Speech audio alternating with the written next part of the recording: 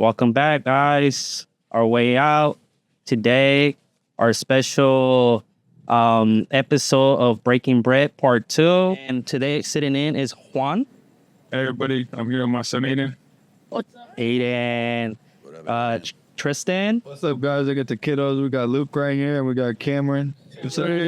Special guest sitting in Jersey. What's up, people? Let's go. And in the back, like always, Jimmy. Yo. What's up, everybody? Let's go. So today is Breaking Bread Part 2. Today we brought you sandwiches. And to talk more about sandwiches, we got Juan telling us tell us a little bit more about these sandwiches today that was created today. So sandwiches was a cuisine that was made in prisons. And what we do with it, let me make sure this mic is working here. So this is one of the meals that we eat while we're incarcerated. And it's just made out of a few ingredients like a soup, pepperoni, cheese, hot Cheetos, Cheez-Its. You bring all those together and you get this miracle of a full meal, which you would consider when you're incarcerated, because you put all these ingredients to actually make something for someone out here in the real world would be like a cheeseburger. But in there, this is our sandwich, our cheeseburger, you know? And it's filling too, compared to just having a plain sandwich. It's really filling, you know? It has meat, it brings you a little bit of taste of what life could be like with the real food. Yeah. Tristan, did you guys have this? Yeah, so where I had it, I was in county when I had it, in county jail. So we would get, every day in the morning, we would get our breakfast and our lunch in a sack. And that's got to last you till dinner. But we would get what's called a meat rack. And on it was 4 pieces of bread, 1 piece of meat, and 4 slices of cheese. And that was your sandwich for the day. So that's like, it's kind of like all this bread, a little piece of meat, and all this cheese. What am I going to do? So we do this. We either make a sandwich, spread, other things too. But this was really good. You added some flavor to it, and it added filling to it instead of just all that. It's kind of. Can you describe the bologna that they'll give us? It's really slimy. Ostrich meat, right? Yeah. It's real slimy. It just, and it's not the best. It used to last, the way they package it, it will last like a whole week. You literally save it for a whole week and still eat it. I don't know what kind of preservatives it was in. I'll have meat rack saved for days. Just stack it. Was bad. This was a good, and it was simple one. And you also, as you know, when we made it, you don't need to use a whole soup. So you and your cellmate can split a soup. So it's a way of also saving money. You add the refried beans to it, add some more jalapenos, peppers, whatever, add some flavor. But that was the main thing, is it was more filling. And you can split it with your celly, you know? It's just split your bread with your celly, just like we're about to do right here, break bread. So are you guys ready to try them? In this scenario here, jerseys are celly, so we're going to break Yeah, breaking bread with jersey or celaya. So let's Interested to see all this stuff, man. It's crazy. Yeah, it's been a while. Cool. Thorman, no. just get this. Because I want one of those. Yeah, I'm hungry. Bye-bye.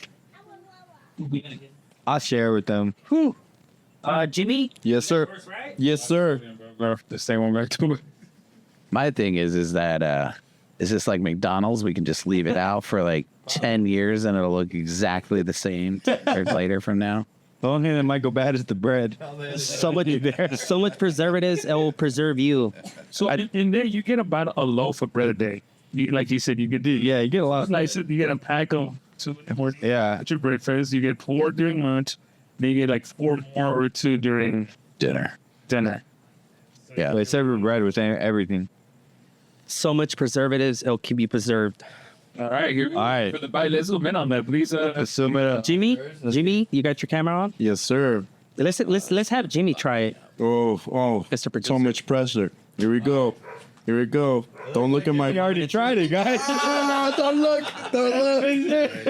Jimmy's already eating. No. Get in there. Tristan, I didn't think you were going to look. I'm going to look at Jersey now. Come on, Jersey, to see your reaction. All right.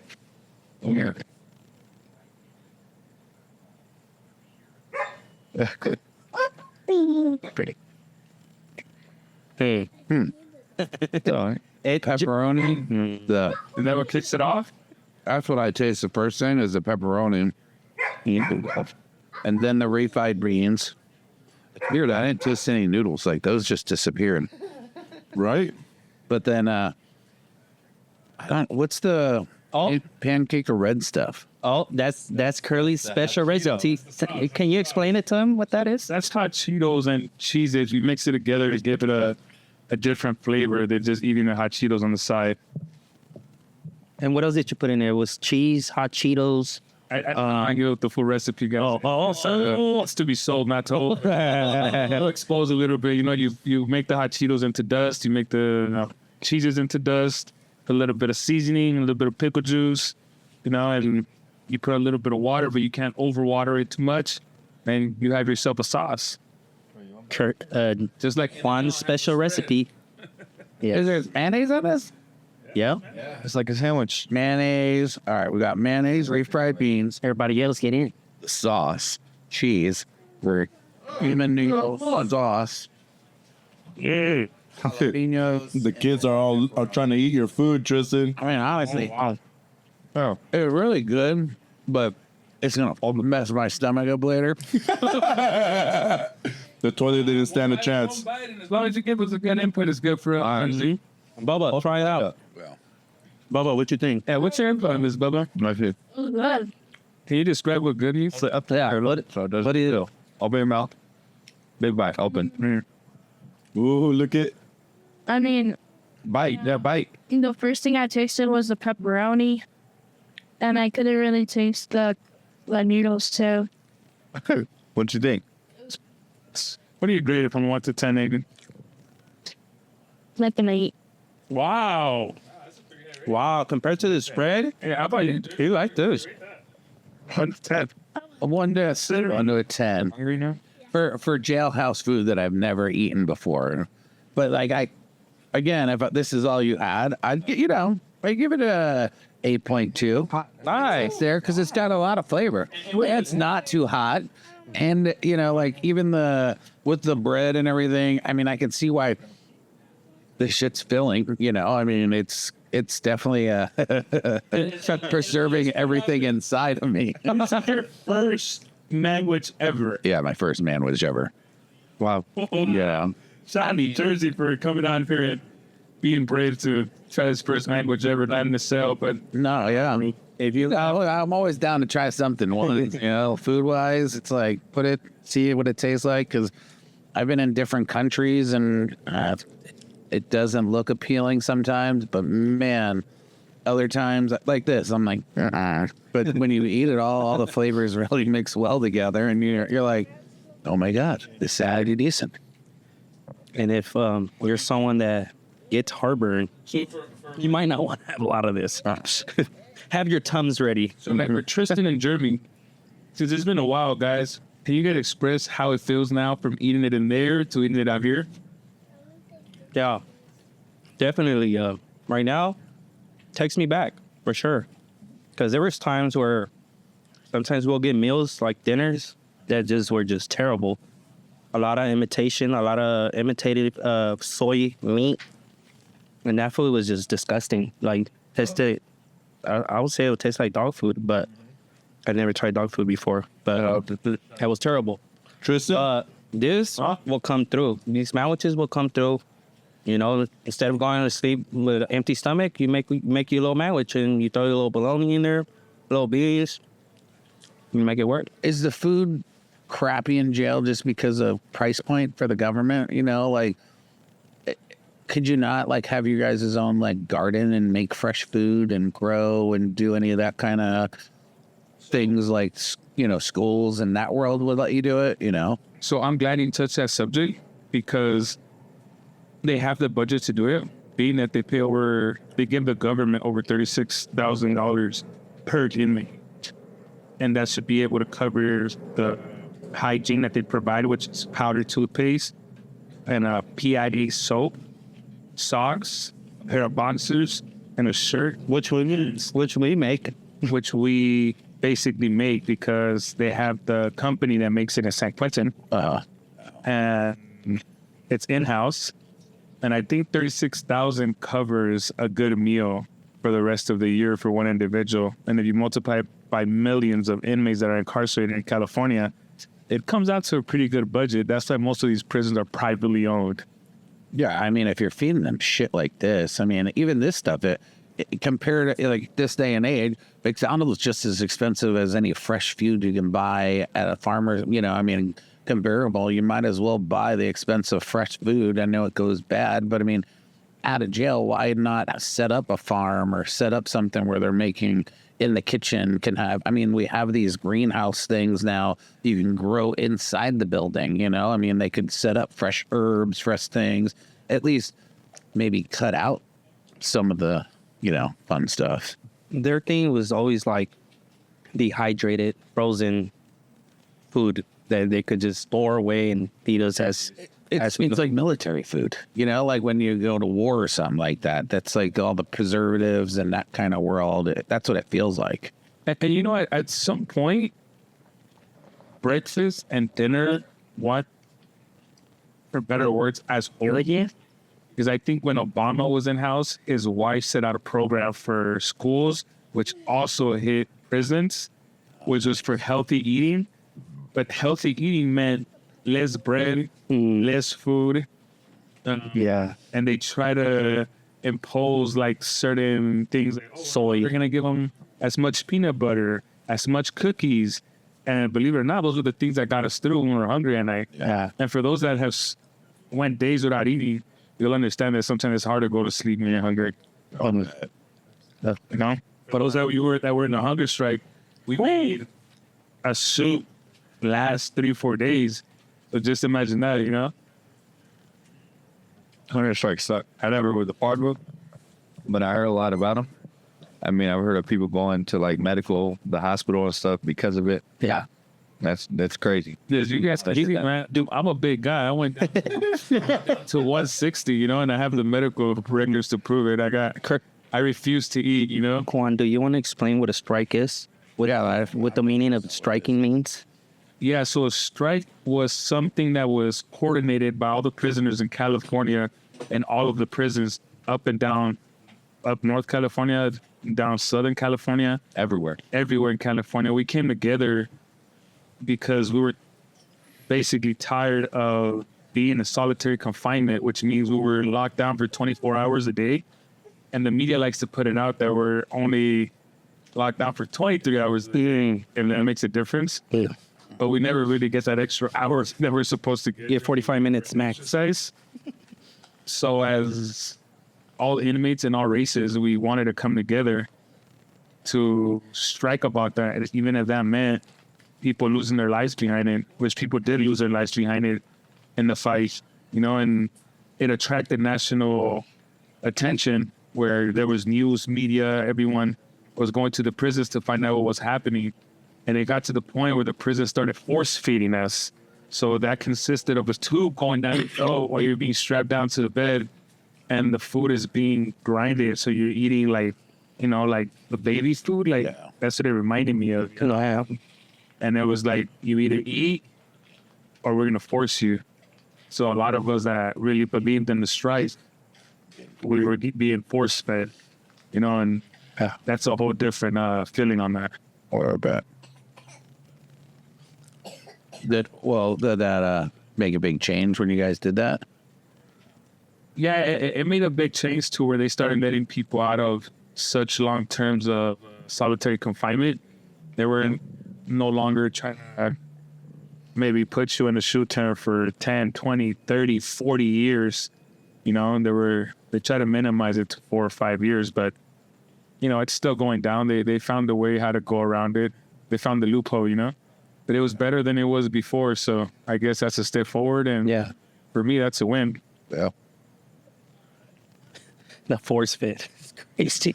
The force, that's torture. You know, they don't even do that to people in Guantanamo Bay. No. Just want to put it out there. Yeah. You know, and That's nuts.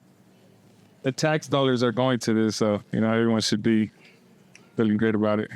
And that was the only way we could ever be, you know, noticed and protest like in a peaceful way. Yeah. Just don't eat. Just don't eat. Exactly. It was also a peaceful protest. It was that was part of the rule that was put out. It is a peaceful protest, so that meant no matter how bad we're getting treated.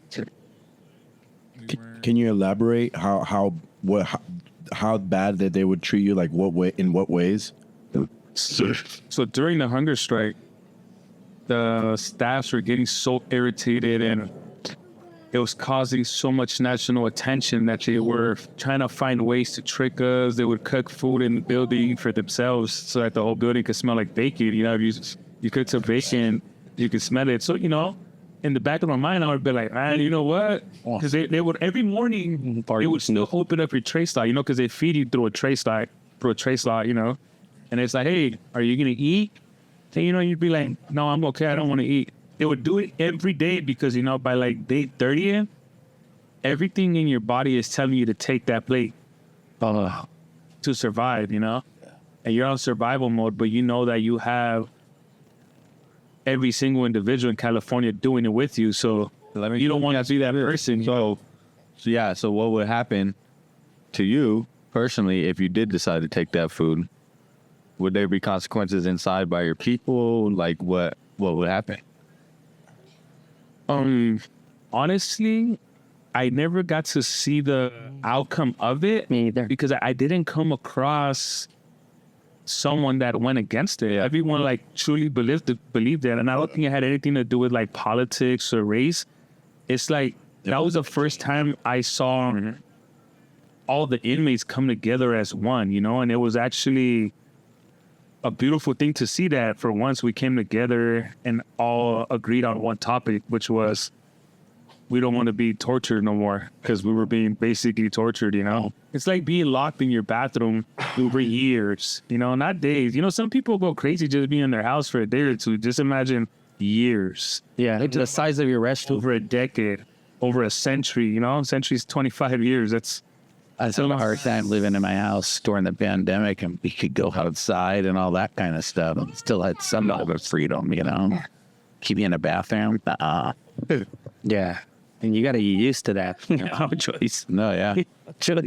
You know, and it's like the willpower that came into some people was like, I'm willing to die for it as long as this means that some people that come after me, you know, and by say after me is like, you know, we know other juveniles are going to come to prison or other people are going to come after us, just like there was people before us. And we were like, we don't want that to trickle down to where they're getting tortured. And it just keeps going on for years and no one's saying something about it. So everyone, I believe, believed in it because people died over it, which they died of starvation, you know? There was like, I think after like the second week, which was like 14 days, because you count the hours and days when that was going on, I couldn't even sleep. You know, like I said, I'm a big boy, bro. I was starving, bro. I was like, when is this going to stop? Especially if you're stuck in a place where you have nothing to do to keep your mind busy. It's got to slow it down even more and be like, just think about the food. And yeah, at some point, all you could think about is food. You know, I hated it because my cellie would be like, man, you know what I would love to have right now? And I'm like, no. And it would be like a mind thing, you know? Yeah. And I would be like, man. And then it would get me going, you know? And I started talking about my mom's Mexican food, you know? And I would be like, hey, you know, that chiladas would be good right now, you know? Like, and we would ask ourselves the question that Tristan asked, you know, like, if they brought an enchilada right now, will you eat it? And I'd be like, it was my mom's. Yeah, I'm gonna go for it. Okay.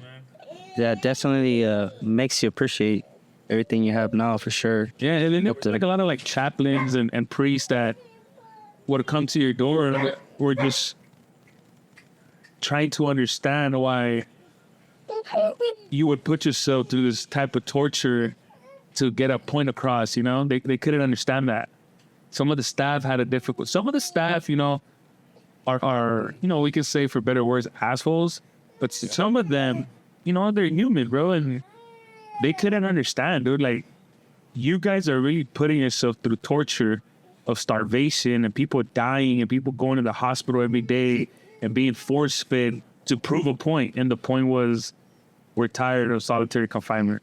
we're not going through that anymore. And that means we're gonna dive behind the cause, and so be it, you know. Now, did you guys stop just eating all food? Like, even did you guys have like food in your room? You know, you guys have your locker food and that kind of stuff. It was like against just the food that they're serving you guys, or was feed everything? So we started off with just the food they were serving us, but because they knew it was coming, because it was being spoken about a lot, they took the initiative to call our bluff. Like, oh yeah, we want to sell canteen this year. And so you guys will stack up, and you guys. So some people had like a few soups, but after the first week, everything was gone because there was a lot of unity showed in between people. Where it's like, hey, we have 24 soups, but everyone in the building is starving.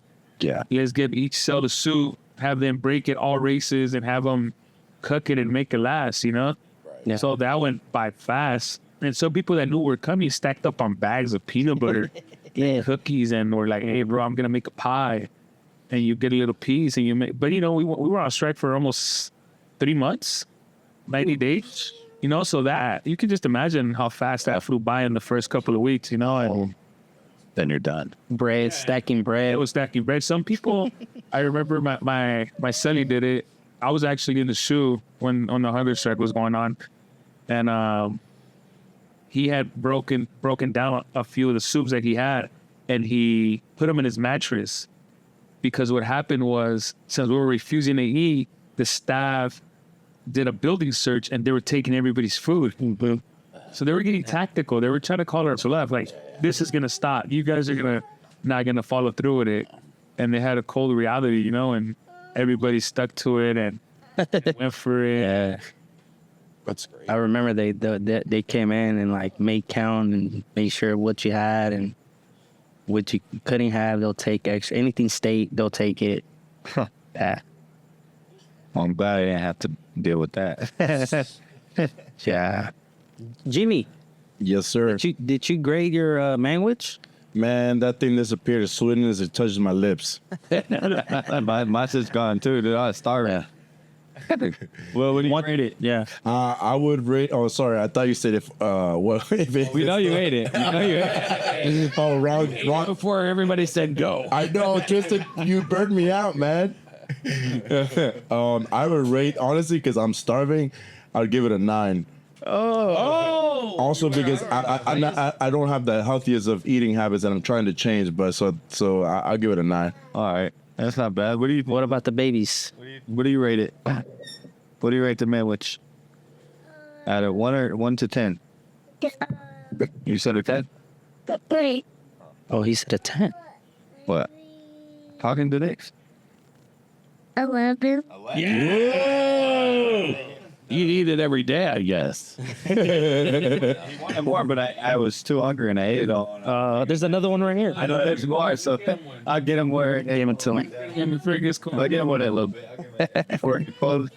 Well, guys, that was our episode, Breaking Bread.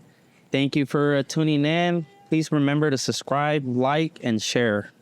And go out and make a manwich and share your thoughts with your manwich. Yeah. Let us know what you think. Yeah. Break bread with your family and talk over this, and if you can imagine yourself eating this for a few years of your life. If I buy everyone. And do it in your bathroom, right? So get 4 guys. The full experience. Get the full experience. 4 of you guys get in the bathroom, make a manwich, and it'll give you a tiny sliver of what you guys went through. I think not. Experiment. Yeah, I should do that.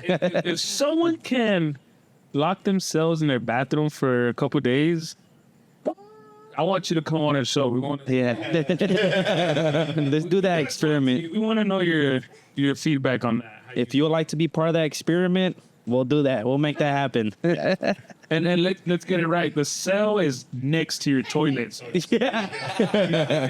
Yeah. And you shower in your toilet. You got to shower in your toilet. shower in your sink.